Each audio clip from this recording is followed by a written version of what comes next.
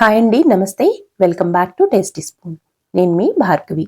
మనం ఎలాంటి happy moments అయినా సరే కేక్తో సెలబ్రేషన్స్ చేసుకుంటూ ఉంటాం కదా. ఈ కేక్ని ఇంట్లోనే చాలా ఈజీగా, టేస్టీగా, తక్కువ ఇంగ్రీడియంట్స్ తోటి, ఓవెన్ లేకపోయినా సరే మనం ఎలా ప్రిపేర్ చేసుకోవాలో ఈ వీడియోలో చూద్దాం. ఈ వీడియోలో 2 కేక్ రెసిపీస్ చూపిస్తానండి. ఈ రెసిపీస్ రెండిటికి కూడా నేను మైదా కానీ ఎగ్స్ కానీ యూజ్ చేయలేదు. చాలా సింపుల్గా ప్రిపేర్ చేసుకోవచ్చు. అలాగే టేస్టీగా కూడా ఎలా ప్రిపేర్ చేసుకోవాలో చూద్దాం. ముందుగా రవ్వ కేక్ ప్రిపేర్ చేసుకుందాం. ఈ రవ్వ కేక్ కోసం మనం ఉప్మా రవ్వ అంటాం కదా, సూజీ రవ్వ లేదంటే బొంబాయి రవ్వ అంటారు. దీన్ని 1 గ్లాస్ తీసుకున్నాను. మీరు ఏదైనా కప్పుతో కానీ లేదంటే గ్లాస్తో కానీ మెజర్ చేసుకోండి. నేను 1 గ్లాస్ బొంబాయి రవ్వ తీసుకొని మిక్సీ జార్లో వేసుకొని మెత్తగా గ్రైండ్ చేసుకోవాలి. గ్రైండ్ చేసుకున్న రవ్వని ఒక బౌల్లో వేసుకోవాలి. ఏ గ్లాస్తో అయితే రవ్వ తీసుకుంటామో అదే గ్లాస్తో 1/2 గ్లాస్ వరకు పాలు పోసుకోవాలండి. పాలు కాచి చల్లార్చిన పాలని పోసుకోండి. దీన్నంతటిని బాగా కలిసేలాగా ఒకసారి కలుపుకోవాలి. ఈ విధంగా కలుపుకున్న తర్వాత ఈ రవ్వలో 1/2 కప్పు పెరుగు వేసుకొని మరొకసారి రవ్వంతా బాగా కలిసేలాగా కలుపుకొని మూత పెట్టుకొని 15 నుంచి 20 నిమిషాల సేపు రవ్వని నానబెట్టుకోవాలి. ఈలోగా నెక్స్ట్ ప్రాసెస్ ఏంటో చూద్దాం. నెక్స్ట్ ఒక మిక్సీ జార్ తీసుకొని అందులోకి 1/2 కప్పు నుంచి 3/4 కప్పు వరకు పంచదార వేసుకోవచ్చండి. నేను 1/2 కప్పు పంచదార వేసుకొని 2 యాలకులు వేసి గ్రైండ్ చేసుకొని పక్కన పెట్టుకోవాలి.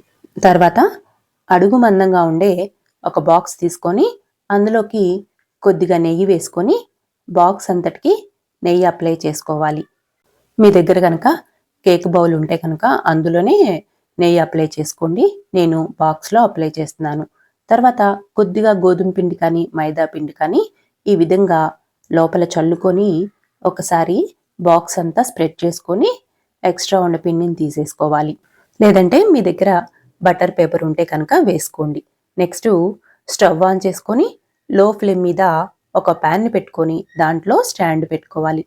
స్టాండ్ లేదంటే కనుక ప్లేట్ని బోర్లించి పెట్టుకొని మంటని లో ఫ్లేమ్ మీద పెట్టుకొని గిన్నెని ఫ్రీ హీట్ చేసుకుందాం. ఈలోగా పిండి బాగా నానిందండి. చూడండి, కొంచెం గట్టిగా ఉంది. దీన్నంతటిని మరొకసారి బాగా కలుపుకోవాలి. తర్వాత 1/4 కప్పు నెయ్యి వేసుకుంటున్నాను. మీరు ఆయిల్ అయినా వేసుకోవచ్చు. పల్లీల ఆయిల్ కాకుండా మామూలుగా స్మెల్ లేకుండా ఉంటుంది కదా ఆయిల్, ఫ్రీడమ్ ఆయిల్, అలాంటి ఆయిల్ వాడుకోవాలి.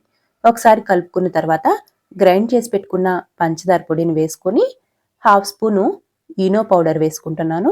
మీరు కావాలంటే బేకింగ్ సోడా అయినా వేసుకోవచ్చు. ఇందులోకి చిటికెడంత ఉప్పు వేసుకొని దీన్నంతటిని మరొకసారి బాగా కలుపుకోవాలి.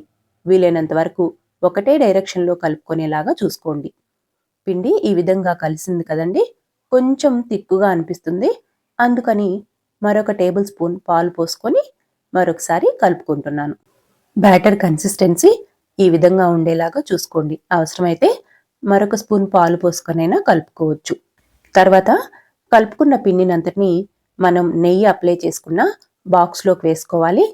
పైన కొన్ని కట్ చేసిన డ్రై ఫ్రూట్స్ వేసుకుంటున్నాను.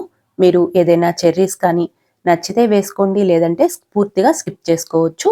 ఒకసారి బాక్స్ని ట్యాప్ చేసి మనం ఫ్రీ హీట్ చేసి పెట్టుకున్న ప్యాన్లో పెట్టుకొని మూత పెట్టుకోవాలండి.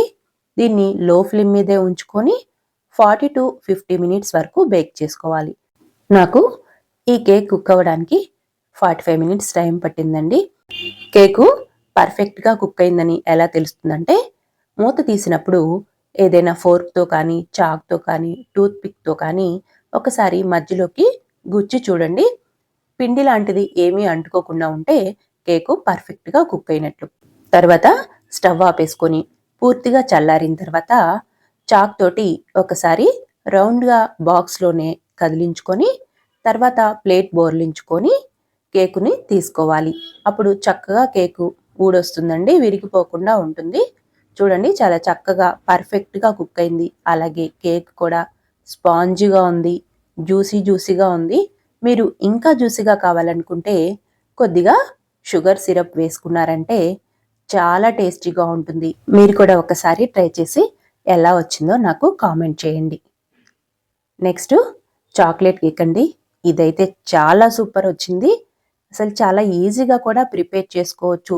తక్కువ ఇంగ్రీడియంట్స్, అలాగే టైం కూడా చాలా తక్కువ పట్టిందండి. చాలా పర్ఫెక్ట్గా వచ్చింది. ఈ చాక్లెట్ కేక్ని ఫస్ట్ టైం చేసినా సరే మీకు పర్ఫెక్ట్గా వస్తుంది. ఇంకా లేట్ చేయకుండా ఈ కేక్ని ఎలా ప్రిపేర్ చేసుకోవాలో చూద్దాం. ముందుగా స్టవ్ మీద పాతది ఒక ప్యాన్ పెట్టుకున్నానండి. దీన్ని లో ఫ్లేమ్ మీద పెట్టి బాగా వేడి చేసుకుందాం. తర్వాత నేను ఈ కేక్ కోసం బిస్కెట్స్ వాడుతున్నాను. చాక్లెట్ కేక్ అన్నాను కదా, అందుకని కొంచెం డార్క్గా ఉండే ఈ క్రీమ్ బిస్కెట్స్ తీసుకున్నానండి. మీరు ఎలాంటి బిస్కెట్స్ అయినా వాడుకోవచ్చు. వీటన్నిటిని మధ్యలోకి తుంచుకొని మిక్సీ జార్లో వేసుకొని మెత్తగా పౌడర్ లాగా గ్రైండ్ చేసుకోవాలి. మీరు కావాలంటే ఒక స్పూను పంచదార వేసైనా సరే గ్రైండ్ చేసుకోండి. నేను వేయలేదు. ఇప్పుడు ఈ పౌడర్లోకి హాఫ్ కప్పు కాచి చల్లార్చిన పాలు పోసుకొని మరొక 30 సెకండ్స్ పాటు బాగా మెత్తగా క్రీమ్ లాగా అయ్యేంత వరకు గ్రైండ్ చేసుకోవాలి. నెక్స్ట్ ఇందులోకి పావు స్పూను బేకింగ్ సోడా వేసుకుంటున్నాను. మీరు కావాలంటే బేకింగ్ సోడా ప్లేస్లో ఈనో అయినా వేసుకోవచ్చు.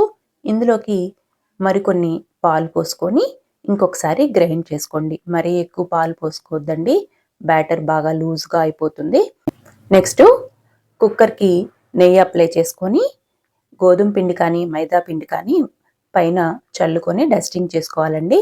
ఎక్స్ట్రా ఉన్న పిండిని అంతటిని తీసేసుకోవాలి. కుక్కర్లో కాకపోయినా మనం ఫస్ట్ చేసుకున్నాం కదా కేకు, ఆ ప్రాసెస్లో అయినా బాక్స్లో వేసి చేసుకోవచ్చు. ఇప్పుడు ఒకసారి ఈ క్రీమ్ని అంతటిని బాగా కలుపుకొని నెయ్యి అప్లై చేసిన కుక్కర్ గిన్నెలోకి ఈ బ్యాటర్ అంతటిని వేసుకోవాలి. దీన్ని ఒకసారి ట్యాప్ చేసుకొని మూత పెట్టుకోవాలండి. మూతకి గ్యాస్ కట్ కానీ విజిల్ కానీ పెట్టాల్సిన అవసరం లేదు. నార్మల్గా మూత పెట్టేస్తే సరిపోతుంది. ఇప్పుడు దీన్ని మనం ఫ్రీ హీట్ చేసుకున్న ప్యాన్ మీద పెట్టుకొని లో ఫ్లేమ్ మీదే 30 to 40 మినిట్స్ వరకు బేక్ చేసుకోవాలి. నాకు 35 మినిట్స్ వరకు టైం పట్టిందండి ఈ కేక్ బేక్ అవ్వడానికి. మీరు కావాలంటే ఒక్కసారి ఈ విధంగా చెక్ చేసుకోండి. మనం స్పూన్ గుచ్చితే ఎలాగా క్రీమ్ లాంటిది ఏమీ అంటుకోకుండా ఉండాలి. అప్పుడు కేకు పర్ఫెక్ట్గా కుక్ అయినట్లు. దీన్ని స్టవ్ ఆపేసి చల్లారిన తర్వాత ఈ విధంగా చాక్ తోటి ఎడ్జెస్ని ఒక్కసారి కదిలించుకొని ప్లేట్ బోర్లించుకొని తీసుకోవాలి. నేను ప్లేట్ బోర్లించి తీసేటప్పుడు కొంచెం మధ్యలో క్రాక్ వచ్చిందండి. మొదట చేసిన రవ్వ కేక్ కంటే కూడా ఈ కేకు తొందరగా బేక్ అయింది. ఈ కేక్ కోసం చాక్లెట్ సిరప్ని ప్రిపేర్ చేసుకుందాం.